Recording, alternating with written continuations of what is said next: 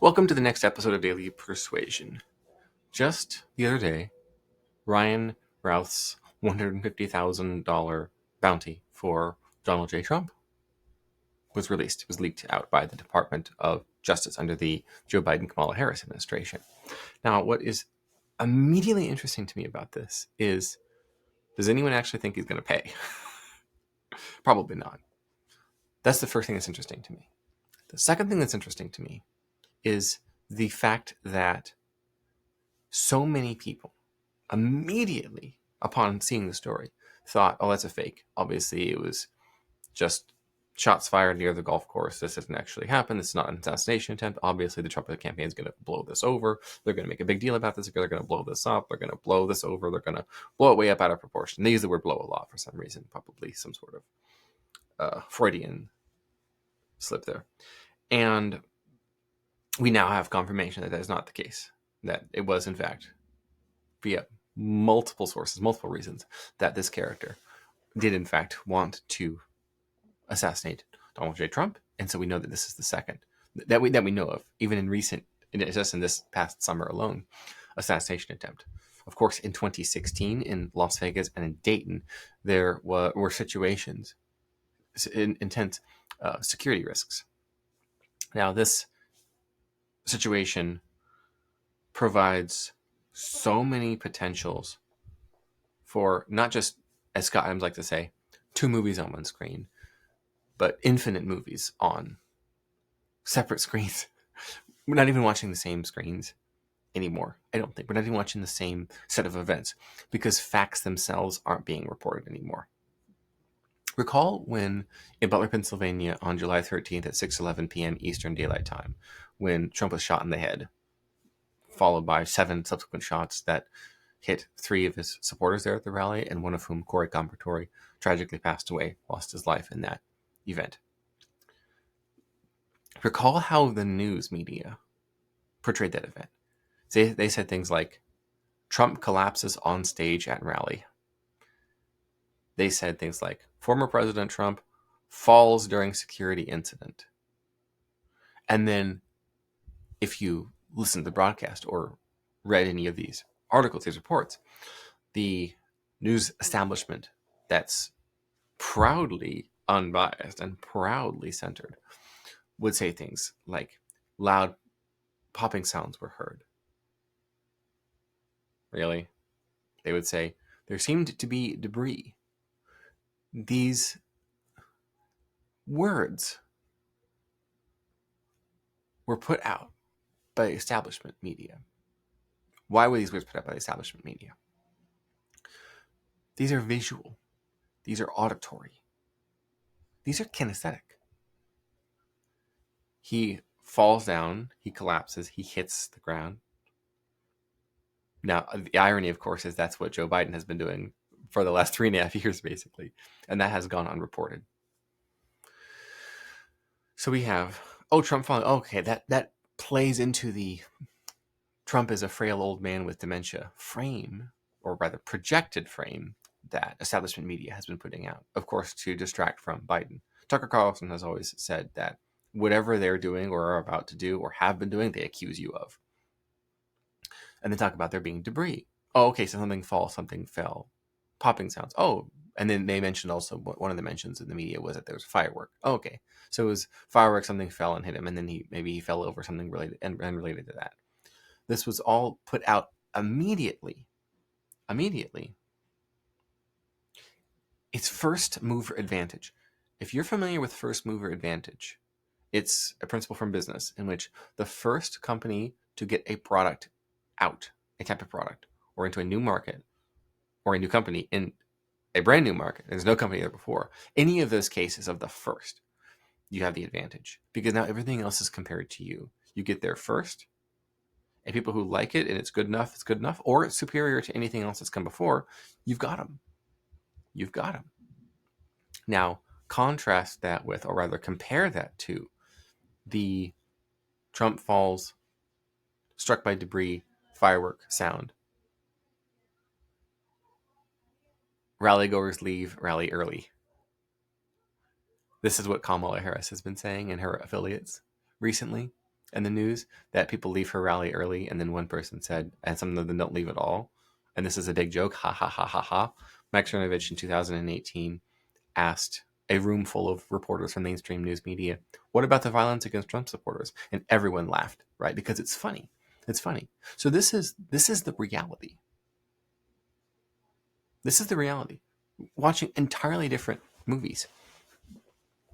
And so when Ryan Routh's firearm and the loud sounds, the gunfire, comes out, the way it's reported is gunfire happens near Trump Golf Course in West Palm Beach.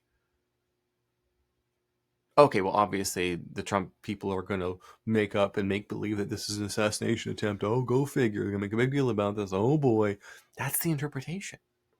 That's the interpretation.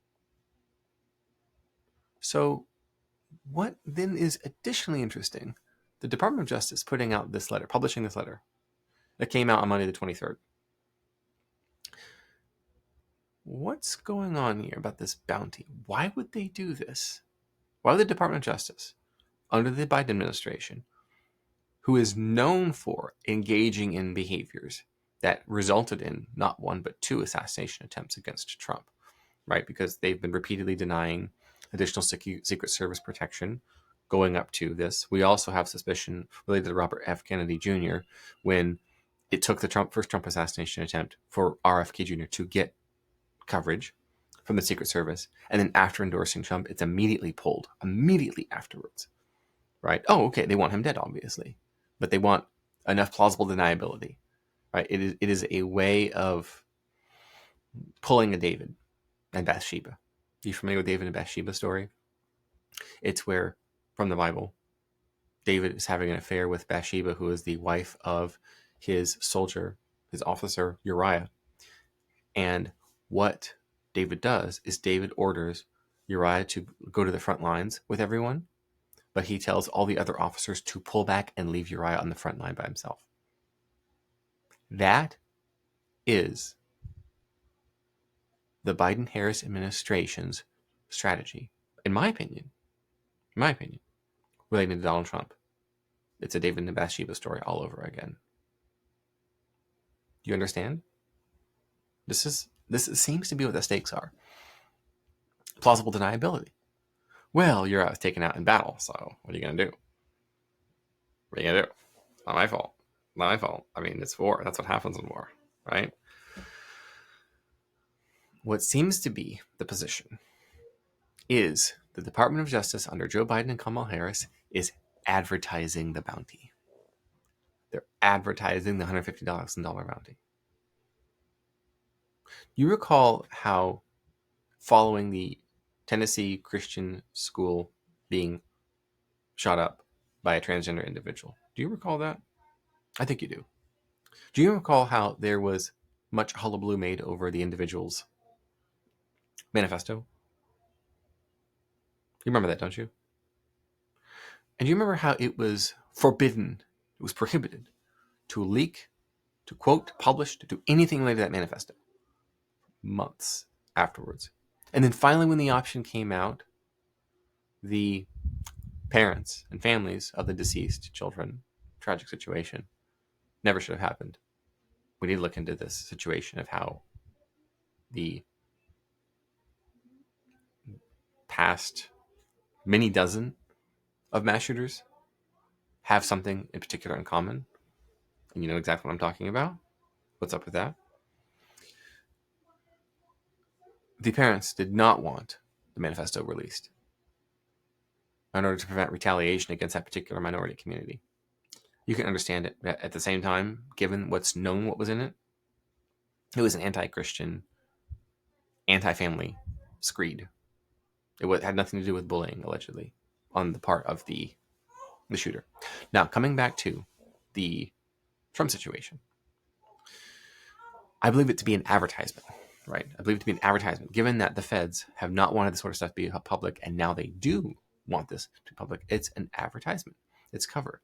So it seems like at the same time that the public is not allowed to know the truth from the mainstream media, there does seem to be not exactly collusion in the literal sense, and that there's a conspiracy happening. That's absolutely absurd.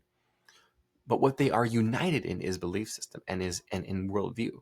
So what seems to be happening is the media industrial complex, the military intelligence industrial complex, and so on and so forth, do seem to be in ideological cahoots. And I do believe that that is the case. And what's happening is it's no longer two movies on one screen, it's infinite movies on myriad screens. And of course, one set of those screens is Trump falls at rally, fireworks heard nearby. That's not even the same movie. That's not even the same movie whatsoever. The movie where gunshots heard near Trump golf course is not the same movie at all. Now, what's interesting is for once, the federal government is allowing everyone to see the same movie with the Department of Justice League.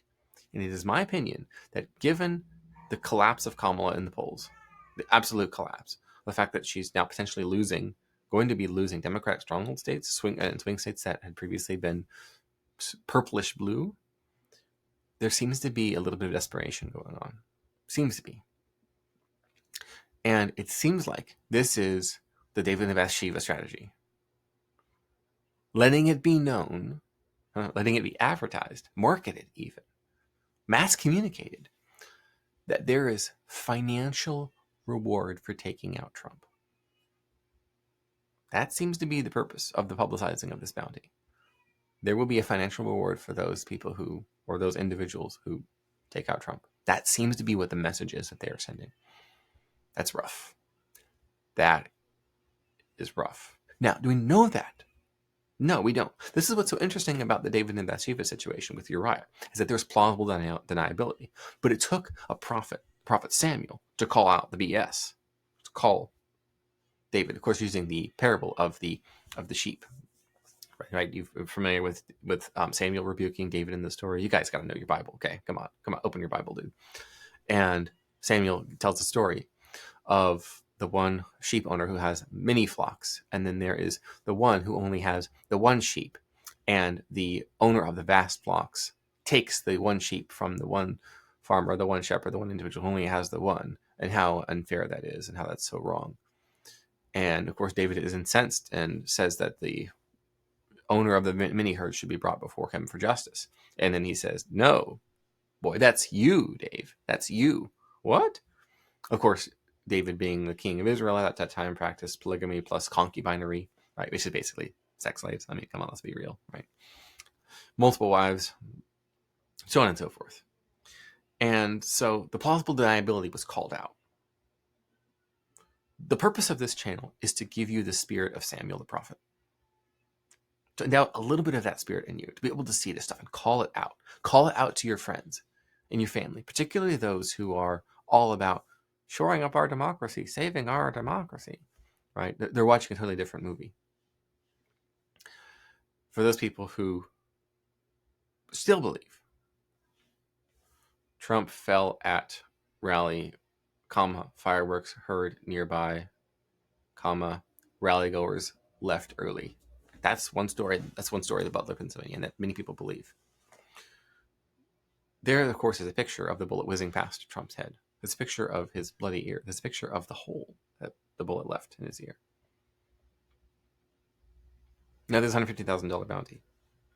For once, it seems like we are all allowed to watch all the movies that are on one screen. Unfortunately, the movie is an advertisement for taking out Trump. That is dark. That is really dark. Now, do we know that to be certain? No. For example, with Uriah, was Uriah taken out by his own people? Did King David assassinate Uriah? No. No, he didn't. But he orchestrated a situation in which his death would be virtually guaranteed, or at least highly likely, and also could not be connected to him himself, except for Samuel the prophet. Donald Trump is a modern-day Uriah. No question about it. And the Bathsheba being wooed is the American people. That's called we do a little David and Bathsheba.